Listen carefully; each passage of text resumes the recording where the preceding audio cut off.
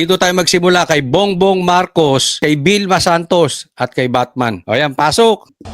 Hindi pinalampas ni Executive Secretary Ralph Recto ang mga pumupuna sa kalusugan ni Pangulong Bongbong Marcos. Sa pagdalo ni Recto, Lintek din to si Recto, no? Mismo kahimod ng puwet, etong tao na ito, ang nagpapahirap sa Pilipinas. Kailangan mabanggit po natin ito. Grabe kahimod ang puwet nitong tao na ito. Grabe na nga ang nakawan. Kinokontra niya pa na hindi matanggal yung VAT doon sa gasolina. Malaking bagay po kung matatanggal yung VAT doon. O, eto ang nagpapahirap sa buhay natin. Kung mataas ang gasolina, wag ako murahin ninyo Hindi ko kasalanan yon. Si Recto. sa bawat bayan makikinabang program sa Batangas kanina, sinabi niyang kulang na lang ay gawing una ng Pangulo ang mga pinag-aaralan nitong dokumento dahil wala siyang tigil sa trabaho. Hindi po yan ang diskarte ng isang low-bat na leader.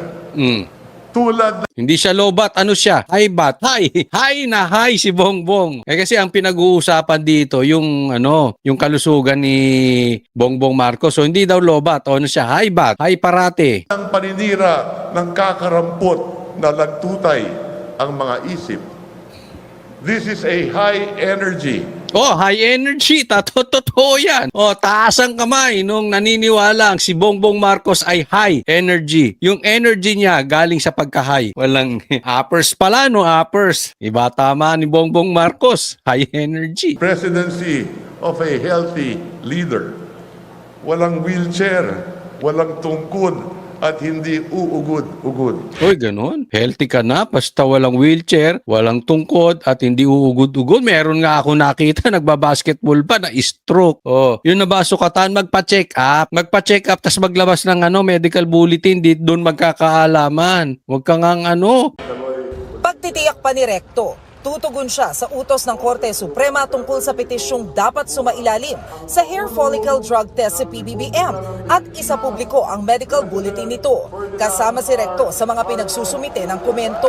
Yun. Mamaya-maya lang pag-uusapan natin. Pinag-hair follicle test si Bongbong Marcos. Kaya ang tanong ko sa inyo, niniwala ba kayo na pumasa? At yung kanyang medical bulletin, nako, delikado. Nakita niyo yung interview ni Claire Castro? Pambihira.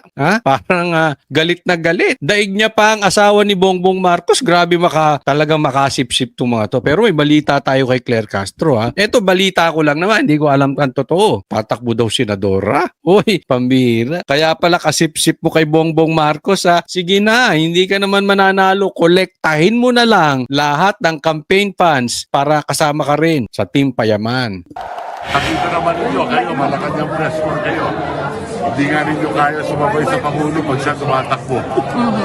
Pero sir, can you At kapagit mo kanina, nakikita naman ninyo ang schedule ng Pangulo. Hindi yon, Matatanda ang Hindi yan. ilang beses na nagpakitang gilas ang Pangulo sa publiko para patunayang malakas siya at walang sakit. Kasama ni Recto sa Batangas kanina ang asawang si Batangas Governor Vilma Santos at si Pangulong Marcos na nanguna sa pamamahagi ng ayuda. Yun.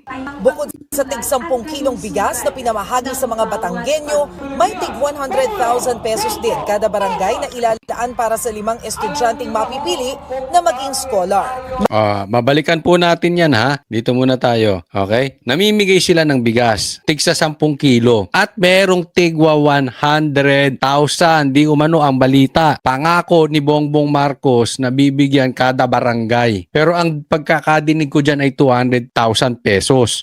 Pero ang sabi sa balita 100,000 pesos. Mamaya pag-uusapan natin yan. Pero ako medyo nakokornihan na ako sa mga ganitong mga ceremonial na ganito. Yung magbibigay ka lang ng bigas, hindi mo naman pera yan. Bakit kailangan ikaw pang taga-abot? Di ba? Halatang optics. Di ba? Siyempre, andyan pa si Vilma, artista. Di ba?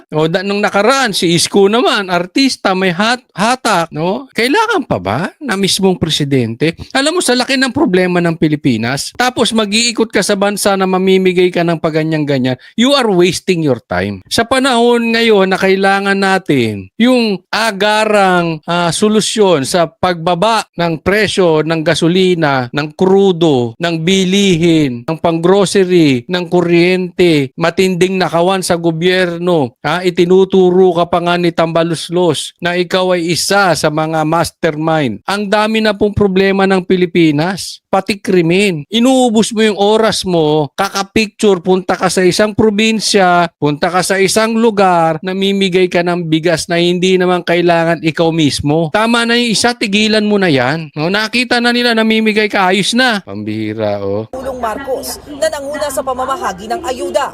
Bukod sa tig 10 kilong bigas na pinamahagi sa mga Batanggenyo, may tig 100,000 pesos din kada barangay na ilalaan para sa 5 estudyanteng mapipili na maging scholar.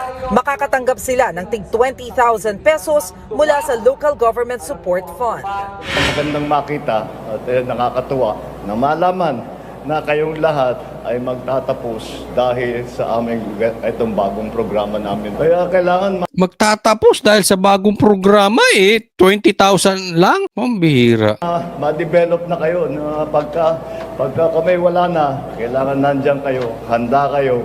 At ito ay isang maliit lamang na Sabi niya kung kayo ay kung kami wala na, sana nandiyan kayo at handa kayo. Kailan ka ba mawawala, Bongbong? Hindi nga, seriously. To, tingnan ninyo ha, mawala lang si Bongbong Marcos sa posisyon. Hindi ko alam kung saan man siya mawala. Basta mawala siya, gaganda ekonomiya natin. Maybe not as good as the economy of Japan, pero tataas po. Yung dating sub-sub na stocks, tataas muli. Yung dating sub-sub na real estate, tataas muli. Yung mga infrastructure, magagawa. Titingnan nyo, 2026 na. Wala pang nagagawang infrastructure. Yung sa Davao, ninakaw lang yun. Yung subway natin, wala na. Ano ang sinimulan ni Bongbong na infrastructure? Ano ang natapos niya? Wala. Diba? bagay na may tulong namin.